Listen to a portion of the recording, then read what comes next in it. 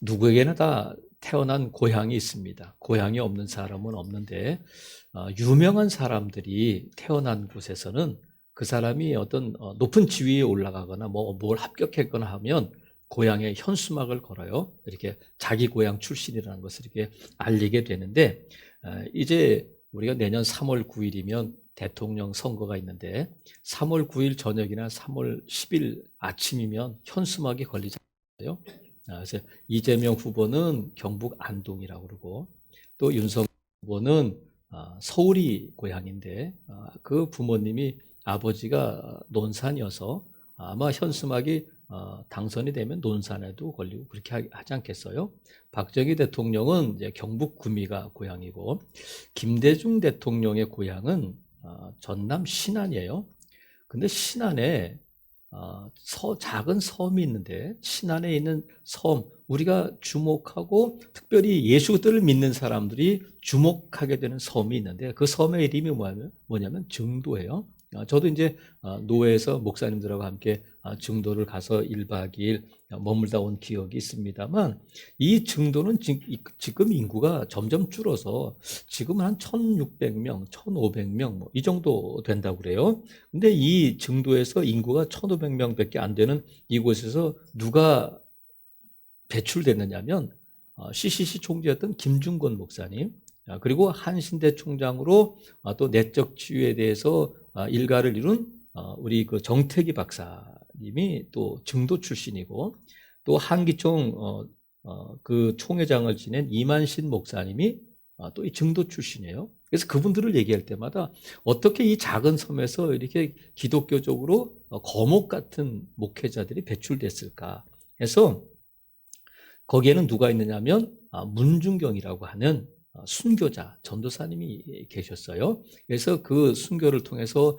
그 지역에 복음이 전파되고 했는데 지금 그 증도의 섬에 복음화율, 예수 그리스도를 믿는 사람이 몇 퍼센트냐면 90%가 예수 그리스도를 믿고 그 섬에 교회가 몇 개가 있냐면 11곳이 있다고 그래요. 저도 교회를 몇 군데 이렇게 들어가서 기도도 하고 했습니다만 그래서 이 증도를 뭐라고 부르냐면 천국의 섬이다.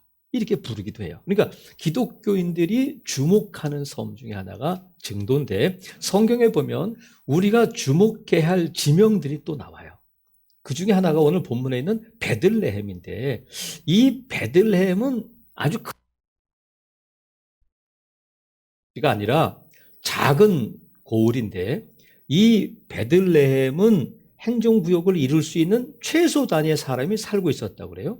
이게 1,000명인데 1,000명이 살고 있어야 행정 단위를 이룰 수 있는데 겨우 행정 단위를 이룰 수 있는 1,000명의 주민들이 살고 있는 작은 섬이었는데 오죽하면 여호수아가 이스라엘 백성들을 가나안 땅에 이끌고 12지파에게 땅을 배분해 줄 때에 많은 성읍들의 이름이 나오는데 베들레헴은 나오지 않아요. 그냥 작은 마을이고 보잘것없는 곳이기 때문에 그런데 그래서 이 베들레헴은 예루살렘에서 한 7, 8km 떨어진 남쪽으로 7, 8km 정도 떨어진 곳에 있어서 예루살렘의 위성도시라고 불리는데 이 베들레헴에서는 예루살렘 성전에서 제사할 때 쓰이는 가축들을 키우는 그런 곳이었다고 그래요. 그래서 가축들을 기르고 보관하는 곳이 베들레헴에 있었다. 그래서 베들레헴은 작은 지금 2절에 있는 것처럼 베들레헴 에브라다에 너는 유다 족속 중에 작을지라도 해서 작은 마을이 작은 고을로 불리고 있는데 작다고 하는 것은 땅이 좁고 주민들이 작고 그런 의미라기보다는 사람들에게 관심을 받지 못하고 중요하지 않은 존재감이 없는 마을이다. 이렇게 볼 수 있어요. 그러니까 베들레헴은 다른 사람들의 주목을 받거나 등 없는 등. 그러니까 누군가가 베들레헴에서 왔다고 하면 베들레헴이 어디야? 베들레헴이라는 데도 있어? 이렇게 말할 정도로 작은 마을이었단 말이죠. 그리고 이 베들레헴은 또 어떤 특징이 있느냐, 역사를 갖고 있느냐면 다윗이 이 베들레헴 출신이에요. 그래서 누가복음을 기록할 때 베들레헴을 다윗의 동네다 이렇게 부르고 있어요. 다윗의 동네인데 다윗도 목축을 하고 있었잖아요. 사무엘이 부를 때 목축을 하고 있었는데 베들레헴이 그렇게 목축을 하는 곳이었단 말이죠. 그래서 이 베들레헴에서 이 베들레헴은 뭐라고 부르냐면 베들레헴 에브라다야 이렇게 부르는데 에브라다 또는 에브랏 이렇게 부르는데 이 에브라다는 부족 이름이기도 한데 베들레헴이 다른 데도 있으니까 이 베들레헴을 알려주기 위해서 에브라다를 같이 쓰고 있는 거예요. 다른 곳에 있는 베들레헴이 아니라 에브라다 베들레헴이다. 그래서 베들레헴 하면 에브라다이기도 하고 에브라다 하면 베들레헴의 이름이기도 하단 말이죠. 그래서 왜 이곳에서 무슨 일이 있느냐면 하나님께서 미가 선지자를 통해서 뭐라고 말씀하시냐면 2절에 보니까 베들레헴 에브라다야 너는 유다 족속 중에 작을지라도 작지만 거기서 무슨 일이 일어나게 되냐면 이스라엘을 다스릴 자가 4개에서 4개로 하나님께 나온다는 거예요. 그래서 이 베들레헴에서 무슨 일이 일어나게 되냐면 이스라엘을 다스릴 자가 나온다. 그러면 다스리는 자는 왕인데 이미 이스라엘에 왕이 있음에도 불구하고 나오게 하시겠다는 거예요. 배터리가 다 된 것 같다 또. 그래서 하나님께서 이 에 대해서 베들레헴 에브라다야 말씀하신단 말이죠. 그래서 이 당시 이 이스라엘의 상황은 어떤 상황이냐면 북쪽 이스라엘이 아수르에서 멸망당하고 북이스라엘이 멸망당하고 남쪽에 히스기야 왕이 지금 있는데 지금 아수르가 북이스라엘을 멸망시킬 뿐만 아니라 남쪽 유다를 계속 침공해 들어오고 있단 말이죠. 그래서 지금 이 히스기야가 아수르에 대해서 침공을 받으면서 조공을 바치고 금, 은을 바치고 하면서 뭐라고 말하냐면 이 아수르에 대해서 내가 범죄하였나이다. 나를 떠나 돌아가소서 이렇게 말해. 제발 나를 떠나서 돌아가 주세요. 이렇게 금은 보화를 바치면서 그렇게 말할 정도로 지금 이 유다의 상황이 그렇단 말이죠. 그런데 하나님께서 이 미가 선지자를 통해서 뭘 말씀하시냐면 베들레헴에서 이스라엘을 다스릴 왕이 나올 것이다. 이렇게 말씀하셔요. 그러면 왕은 예루살렘에 유다의 이 왕이 예루살렘에서 나오는데 예루살렘에서 나오지 않고 베들레헴에서 나온다는 거야. 그러면 다윗의 자손, 이 다윗의 후손으로서의 왕이 아니라 이 다윗의 고향인 베들레헴을 근거로 하는 왕이 나오게 된다 하는 것이 베들레헴에서 그 일이 일어나게 된단 말이죠. 그래서 예수님께서 설교하실 때 설교 중에 어떤 내용이 나오냐면 우리가 즐거운 교회가 왜 즐거운 교회 이름을 지었느냐면 바로 이 본문을 가지고 제가 즐거운 교회라는 이름을 지었는데 다윗이 그리스도를 주라 하였은즉 어찌 그의 자손이 되겠느냐. 많은 사람들이 즐겁게 듣더라. 이렇게 말씀해 주셨어요. 그러니까 다윗이 시편에서 그리스도를 나의 주님 이렇게 부른다는 거예요. 근데 메시아는 그리스도는 누구로 오자면 다윗의 후손으로 오시는 거예요. 근데 다윗의 후손으로 오시는 그리스도를 주님 이렇게 부른다는 거예요. 그게 어떻게 가능하냐 하니까 그 설교를 듣는 무리들이 그 말씀을 듣고는 즐겁게 들었다는 거예요. 그래서 제가 즐거운 교회는 말씀이 즐겁고 이 예배가 즐겁고 하지만 무엇보다도 이 즐거운 교회에서 여러분이 말씀을 깨달아 주시고 여러분이 그 말씀을 즐거워하는 하는 교회가 되면 좋겠다 해서 즐거운 교회예요. 그러니까 지금까지 백성들이 잘 몰랐었는데 예수님의 설교를 통해서 어떻게 내 후손을 주님이라고 부를 수 있을까? 그것을 깨닫게 해주시니까 백성들이 즐거워했다는 거예요. 그래서 왜 베들레헴일까? 그러면 왜 우리가 베들레헴을 주목해야 하는가 하는 그 이유를 우리가 살펴볼 텐데 지금 이 베들레헴이라는 뜻은 뭐냐면 떡집이라는 뜻이에요. 빵집, 떡집. 근데 에브라다의 뜻은 뭐냐면 열매를 맺다 또는 풍성하다 이런 뜻이에요. 그러니까 풍성한 떡, 풍성한 이 빵 이런 뜻인데 그래서 오늘 우리가 예수 그리스도가 누구냐면 예수님이 나는 생명의 떡이다 말씀하셨어요. 그래서 오늘 우리가 성찬을 하는 의미도 이 생명의 떡이신 예수님의 살과 피를 먹고 마시는 거란 말이죠. 그래서 우리가 베들레헴을 주목해야 할 이유 가운데 역사적인 의미가 있는데 첫 번째는 창세기 35장 19절에 보면 이 베들레헴이 나오는데 어떻게 나오냐면 라헬, 야곱의 아내인 라헬이 죽었는데 라헬이 죽음에 에브랏 곧 베들레헴 길에 장사됐다. 이렇게 나와요. 그러니까 이 라헬이 어디에서 장사되냐면 에브랏 길, 베들레헴 가는 길에서 장사되었다는 거예요. 라헬은 알고 있는 것처럼 이 레아와 라헬이 있었는데 라헬은 애가 없었잖아요. 그리고 자기가 이 남편은 라헬을 좋아했는데 자기 언니에게 남편을 빼앗겼고 자기 언니는 아이를 막 낳는데 라헬은 자식이 없었잖아요. 늘 슬픔 가운데 있었는데 그래서 이 요셉을 낳고 또 12번째 아들 베냐민을 낳을 때에 여기서 죽은 거예요. 이 에브랏 길에서 죽게 되는데 죽을 때에 그 아이의 이름을 이 라헬이 뭐라고 짓느냐면 베노니 이렇게 했죠. 슬픔의 라헬의 삶 자체가 그냥 슬픔인 거죠. 아주 작은 자고.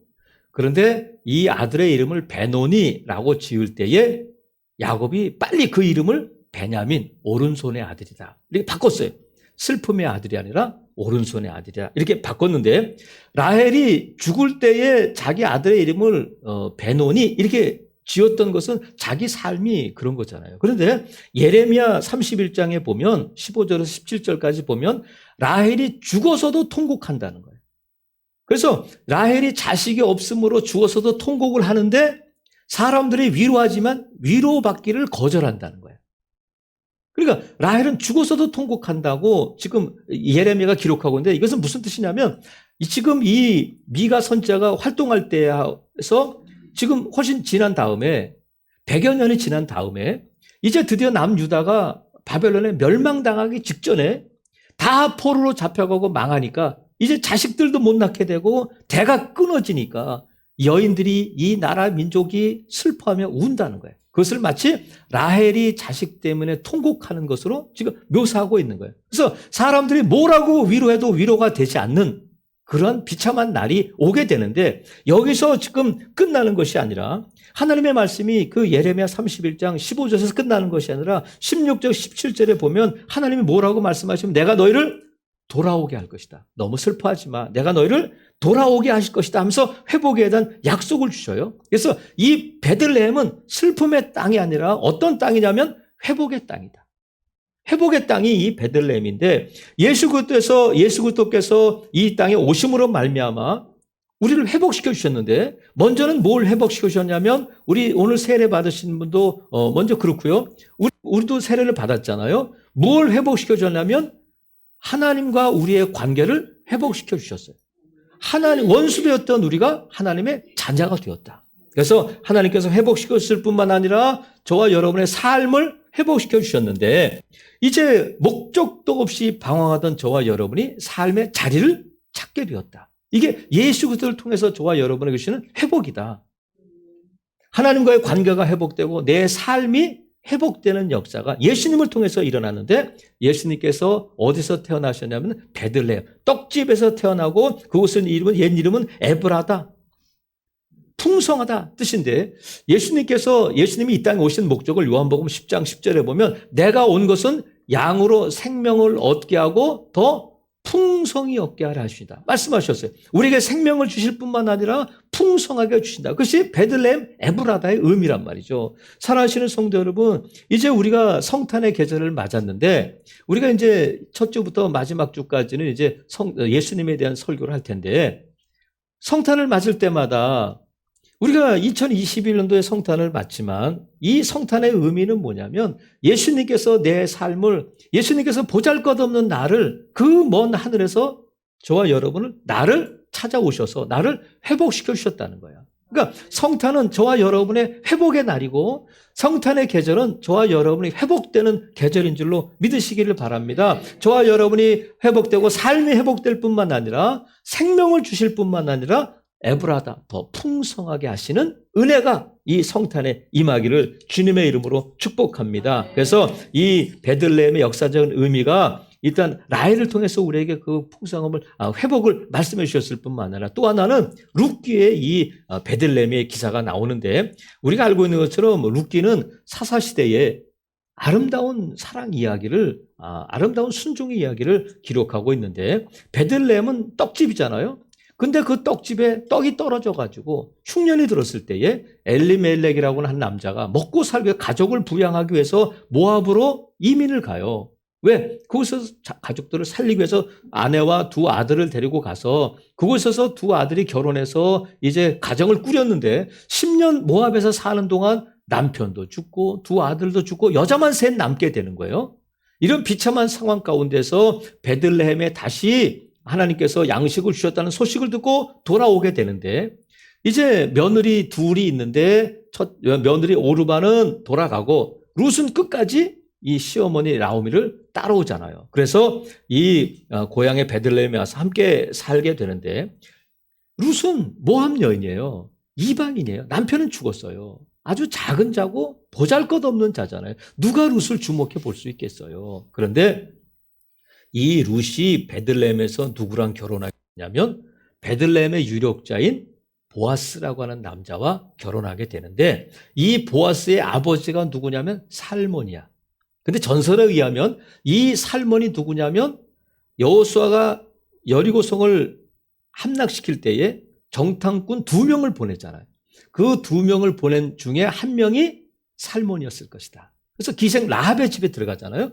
기생 라합의 집에 들어가 가지고 이 룻이 라합이 우리를 살려줘야 돼. 그랬더니 약속을 뭘 주냐면 붉은 끈을 주면서 이것을 창문에 매달아라. 그러면 이 성을 함락시킬 때에 너의 집을 보호해 주겠다. 약속을 해주셔서 정탐꾼이 가자마자 그 집에다가 뭘 걸게 되냐면 붉은 줄을 걸게 되는데 이 붉은 줄이 생명의 줄이고 소망의 줄이잖아요. 그래서 이 붉은 줄이 이 히브리어로 타크마라고 부르는데 티크마라고 부르는데 이 붉은 줄을 생명의 줄, 소망의 줄인데 이스라엘 사람들의 국가, 우리나라는 동해물과 백두산이잖아요. 애국가잖아요. 근데 이스라엘 사람들의 국가를 뭐라고 부르냐면 하티그마 이렇게 불러요. 소망의 노래, 희망의 노래 이렇게 부른단 말이에요. 그래서 이 베들레헴은 어떤 땅이냐면 회복의 땅일 뿐만 아니라 소망의 땅이 된단 말이죠. 우리에게 생명을 주시고 우리에게 소망을 주는 그 땅이 베들레헴인데 왜 그러냐면 룻기 4장에 보면 족보가 나오는데 보아스는 오벳을 낳고 오벳은 이새를 낳고 이새는 다윗을 낳았다까지 나와요. 그러면 이새가 다윗을 낳았다는 것까지면 족보를 기록할 필요가 없잖아요. 다윗의 족보구나. 그렇구나 할 텐데 이 다윗으로 끝나는 족보가 마태복음에 오면 누구까지 이어지냐면 예수 그리스도까지 이어진단 말이죠. 룻이 그렇구나. 그냥 어머니 따라서 모압 여인이 고향 베들레헴으로 어머니 고향으로 돌아온 줄 알았는데 하나님께서 이 룻의 보아스의 후손 가운데 다윗이 태어나게 하시고 그 좁은 베들레헴이라는 땅에서 왕이 나올 줄 누가 알았겠어요. 아무도 주목해보지 않던 그 베들레헴에서 다윗 왕이 나오게 된단 말이죠. 살아계시는 성도 여러분, 이 족보가 다윗 의미가 없어요.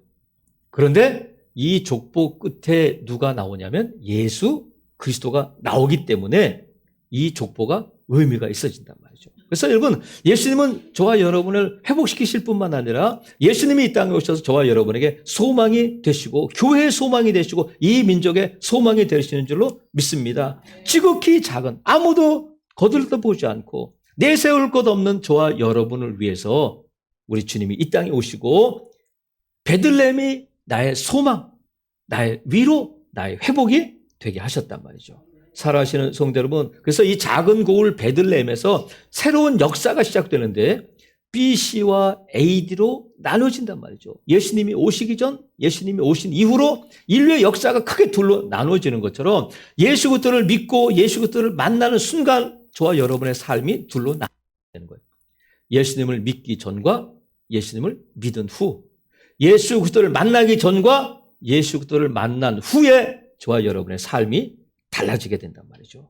살아계시는 성도 여러분, 그래서 저와 여러분의 삶의 새로운 시작이 예수 그리스도의 만남이다. 그래서 오늘 세례 받으시는 두 분도 이제 새로운 삶이, 새로운 인생이 시작되었음을 믿으시기를 바라요. 예수 그리스도를 믿고 세례받는 것은 예수님과 연합한 자가 되고 이제부터 교회 교인이 되고 교회 회원이 되고 새로운 삶을 살게 됐단 말이죠. 그래서 동방 박사들이 별을 보고 오다가 예루살렘에 와서 별을 놓쳐버리잖아요. 그래서 헤롯 궁에 들어가서 물어봐요. 너희들 메시아가 그리스도가 어디서 난다고 돼 있느냐? 어떻게 예언돼 있어? 그랬더니 헤롯 왕이 대제사장과 서기관들에 물어보니까 이 율법 학자들 성경 박사들에게 물어보니까 미가 5장 2절에 있는 말씀을 그들이 얘기해요. 여러분 우리가 지금 미가 5장 2절 이렇게 보지만 예전 성경에는 장절이 없는 거예요. 거의 외운 거예요. 그들은 성경을 외운 거예요. 어디서 나오냐? 그랬더니 베들레헴에서 나옵니다.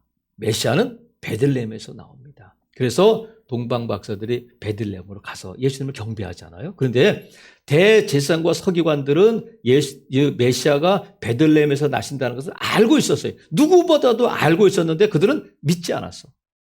알고 있었지만 베들레헴에서 메시아가 오신다는 걸 기대하지 않았어요. 그래서 이방인인 동방 박사들을 통해서 목자들을 통해서 예수님이 경배받으신단 말이죠. 그런데 그렇게 박사들도 믿지 않는 예수 그리스도를 저와 여러분은 어떻게 믿게 되고 예수님이 나의 희망이 되고 예수님이 나의 소망이 되게 하셨을까? 그것은 전적으로 하나님의 은혜인 줄로 믿습니다. 그래서 우리가 2021년도에 성탄의 계절을 맞게 되는데 올해는 특별히 작년도 마찬가지지만 코로나19로 인해서 모두가 위축되고 모든 것이 지금 어려운 이때에 혼란스러운 이때에 그럼에도 불구하고 성탄의 의미는 분명하다. 예수님께서 보잘것없는 나를 아무도 주목해 보지 않는 나를 위해서 이 땅에 오시고 하나님께서 예수 그리스도를 통해서 저와 여러분을 회복시키신다. 그리고 저와 여러분에게 소망을 주신다. 이것이 저와 여러분이 맞는 성탄의 의미인 줄로 믿습니다. 그래서 아무쪼록 이번 성탄에 예수 그리스도를 통해서 예수님이 주시는 그 생명을 얻고 또 더 풍성하게 누리시고 그러므로 말미암아 예수 그리스도만 바라보고 예수 그리스도만 의지하는 복된 성도들 되시기를 주님의 이름으로 축복합니다. 아멘.